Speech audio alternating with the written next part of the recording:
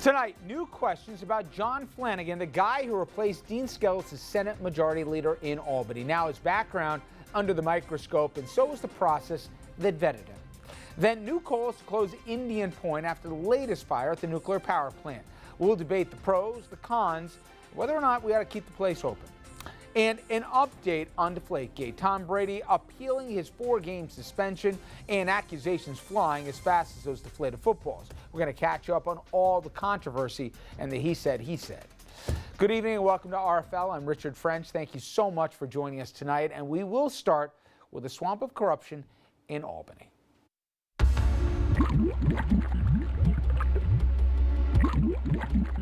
You know, it's bad when I'm getting used to that animation. Dean Skelos, he is out as Senate Majority Leader, as we told you. John Flanagan, though, the new name that's in. And now, the fallout. Flanagan just stepped down from his outside job in a law firm. Now, just a couple of months ago, questions arose as to whether or not his clients at the law firm and whether he voted on bills that benefited them.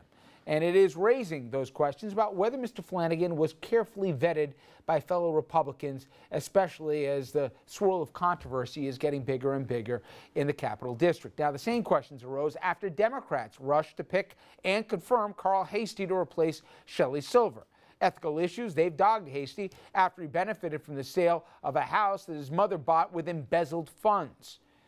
Pretty frankly, the public's sick and tired of all the corruption inside of Albany. A brand new poll shows nearly 3/4 of the public says that the state Senate is doing a poor or a fair job. And those numbers just as bad for the state assembly, and don't expect things to get better anytime soon. When asked about ethics legislation today, Mr. Flanagan said we shouldn't expect any changes before the end of this session.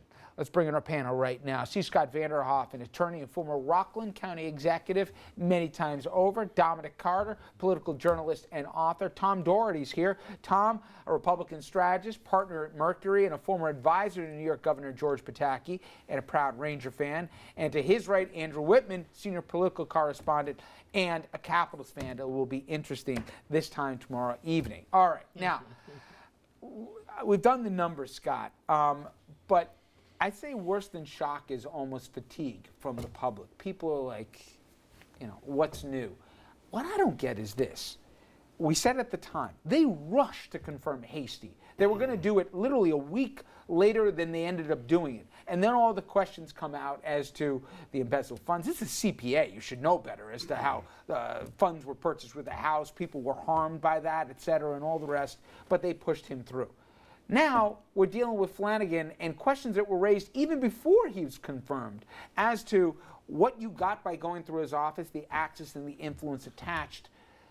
Is anybody paying attention as to the common narrative out here? Is it that we can't find any clean guys to do the job anymore, or do you have to play the game to be part of leadership? Well, I mean, you know, the absence of a leader abhors a vacuum. And so, I mean, literally the Republicans were on their heels. They had to have a change there for their own sake. And so I think they rushed into it just as they did with the Assembly. Remember, we asked Assembly people, you did, yep. Have you vetted Hastie? Have you vetted him to make sure there are no closet issues? Well, you assume that the Senate would do the same thing. On the other hand, you got fights going on between DeFrancisco up in upstate and Flanagan. And I'm afraid, okay, that something's going to happen because there's this issue of his voting for things that his law firm was lobbying for, and you get a quid pro quo there, and you're all over again into this mess. On the other hand, it's all just talk so far. One other point, nothing's happened to the Assembly Speaker. Nobody's raising it anymore. It's like, as you say, I mean, so just as another politician. And again, the deafening silence from the governor on this. We're getting that, Dominic. But the stuff with Flanagan, to me, even if there's nothing that turns out to be investigated, it just speaks, you know, I hate to quote Brodsky, who we like to touch up all the time, but he's right. Some of the legal stuff you can do in Albany is worse than some of the stuff with the manila envelopes, you know, under the table. It's that what you can pay for and what you can do, and sometimes perfectly legally here. And if anybody thinks it doesn't pervert or corrupt the system, they're not paying attention. Richard, I agree with you, and I agree with the assessment of Mr. Brodsky, who's not even here tonight, as it relates to the legal things that you can do. However, I think that as a society, we've got to deal with the illegal things first. And so I'm going to go out on a limb based on what the county executive just said. You're going to find something on the Democrat that runs the assembly, and we already have, and you're going to possibly find some further things on the Republican that now runs the state Senate. It's the nature of the beast. I mean, and some of the stuff is borderline illegal, but it raises all types of ethical questions. Well, Tom, you've been there when the three men of the room would sit down and try and parse through both legislative agendas, controversial bills, etc. Does any of this stuff surprise you anymore, or are you just like, public just hasn't been paying attention? This stuff's been going around, since Tammany Hall. Well, no, I mean, I'm very surprised by it because I worked there for a long time, and not for a moment did I think that any of the people that I was working with were corrupt. That, quite frankly, for someone who spent a long time in public life, as I was telling Scott off the air, is that, you walk into those jobs and you're honored to have those jobs. And the thought that there are people around you who are using those jobs for personal gain, it always shocks and surprises me. Look, until we have a situation, Brodsky's great now where he's, saying X, Y, and Z, but where was his piece of legislation to deal with ethics reform in Albany? It's always after the fact. But the facts are today that we need a leader who is going to stand up and say enough is enough. And sadly, we need term limits. And the reason I say that is because people need to realize that you're going there and this is not your life. This is a time that you're going to give back to the public because you're a public servant. And at the end of this, you'll go back to being a lawyer or being a farmer or whatever the case is that you are. Right now, it's more beneficial to gather this power and use this power for personal gain, and that's sad. Here's the drill, because when you go back to when you first started in Albany to where it is now, people may forget this, but the job in the state legislature as it was designed was not supposed to be a full-time job. That's why people had outside jobs. If you look at what Skelos did, allegedly did, per the indictment, and what we're talking about as it related with Shelley Silver, this isn't stuff that's hard to understand. They had offices that got business, and whether they funneled to the kid in the Skelos thing or with Shelley Silver allegedly what he funneled through his law firm to then get the kickbacks, they used the power of their office in Albany to their side job. And I'd ask the question, who in their right mind would employ an attorney if he's got a 4 to 5 day a week job somewhere else to be their counsel on something if it wasn't for the influence and the access? It's designed to corrupt. There's no, but right? Of course, but to your point is that how many of these situations? Look, we're all human, right? So we all look to how can we benefit ourselves and our family, okay? So if I'm a legislator and some law firm says we're going to pay you $250,000 a year to put your name on the door, et cetera, you're going to go, oh, that sounds great. Okay, I got to put my kids through college, et cetera, et cetera. We're all the same in that regard. The problem is that nobody has dealt with the system that says, look, we're not stupid here. Are you practicing law? Are you trying cases? Who are you representing? Right. There's no transparency with any of this. And I really think that the governor, the governor has to deal with the assembly, they have to deal with the Senate, they have to deal with individual members, et cetera. And if you tick all of them off, now you're not getting a budget done for 5 months. So I understand, but somebody needs to step forward and say, we have had enough. We've become a laughingstock around the country. Was it always as bad, or has it gotten worse since when you were there with Pataki? I personally think that it has gotten worse. I mean, during the time there, I can't remember, and I'd have to go back. I can't remember an elected official being indicted, or I just don't remember that happening. Was some of the stuff still going on? We live in a much different time with social media stuff. I mean, all of this stuff we see happen so quickly, et cetera. But one point that was made earlier by you guys about the rush to this, I'm not quite sure there was a rush to this because the Dean Skelos. That's even worse. Well, no, but see, I think that the Dean Skelos articles, if we remember, I mean, they've been going on for some time now.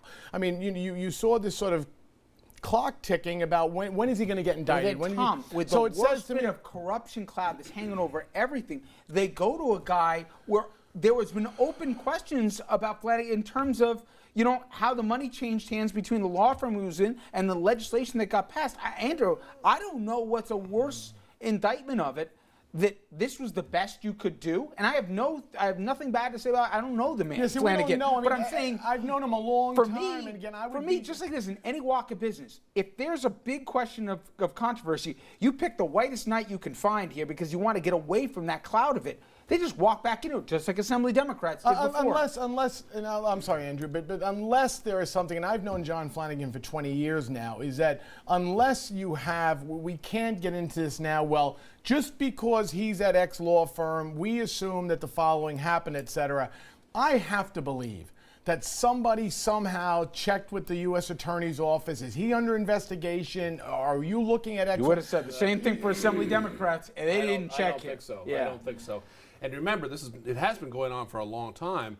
And Kathy Young was the one who was kind of moving herself back and forth. DeFrancisco wasn't even involved. Yep. That's been going on for a long time. One other point about this, and it really bothers me.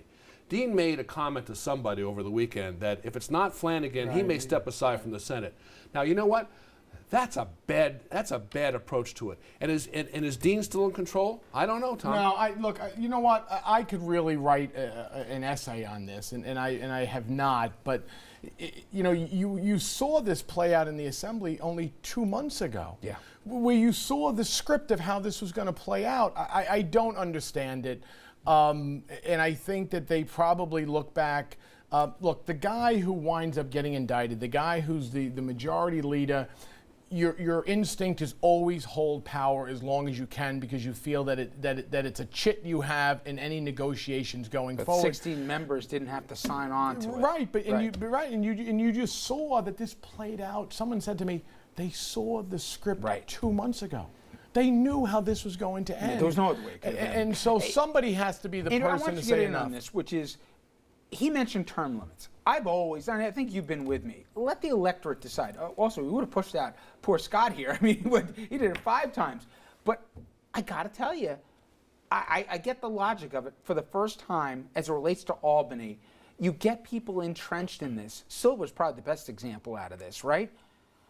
Maybe term limits, imperfect, but at least you put a period, you put a start and an end to everything, and you have a little bit more of control. Well, I still don't like term limits because I think you do run the risk of sending out qualified people and people who are actually in public service for the right reasons, and you wind up hampering the process and you get worse legislation, worse government as a result of it.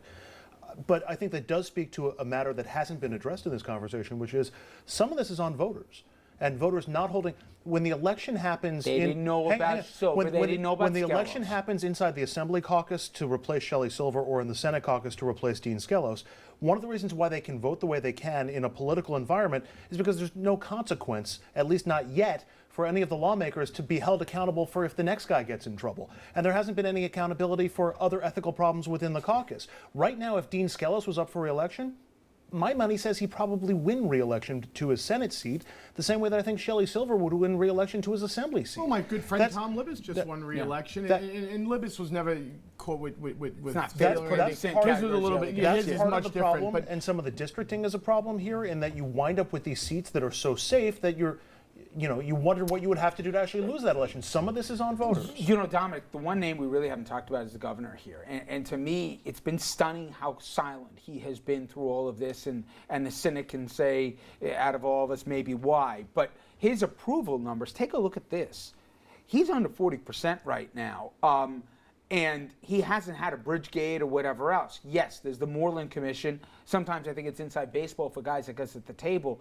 But do you say that that's more of a product that he's part of Albany? Or do you think it is that people blame him also because of Moreland for where we are with this ethical, disaster? Part of Albany? He's the head of Albany, literally. He's the head of the body. He's the governor of the state.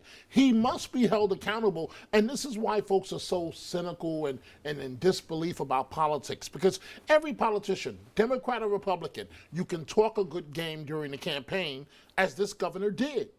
And he was up against a formidable Republican opponent, the county executive of Westchester, Rob Astorino. But Astorino, who was severely underfunded, could not make the argument stick that Cuomo. Remember during that debate when Mr. Astorino said, "Hey, Governor, you might be under investigation yourself." And who knows? As of this point, all we know is you asked earlier, is this, and I agree with Tom on term limits, that's one of the ways you get this to change. But you asked earlier if the culture was the same back when Tom was calling the shots for the governor. I think it was. The difference was that none of the prosecutors were looking. Now you've got basically Elliot Ness out of Manhattan who's determined to take down the entire castle, and he's well on his way to doing it. You know, one last thing, Richard, is that I agree that the voters play into this a little bit, that they have been too silent in this, but I don't expect much from the citizens anymore. What I do expect is that the people, we always talk about the bad guys, right? The vast majority of elected officials in the state of New York, you know, the Amy Pollins, the John DeFranciscos, they are really good people. And they care. The Sandy Galiffs, who I agree with on nothing, is the type of legislator that we need more of in this state. Steve right? Solans, we could use a whole bunch of them. There's a whole bunch of them. The time now is for them to step up and say, we have had enough because now our own reputation is suffering. They need to take the bull by the horns and say, because we have 4 or 5 bad apples, all of us look really bad.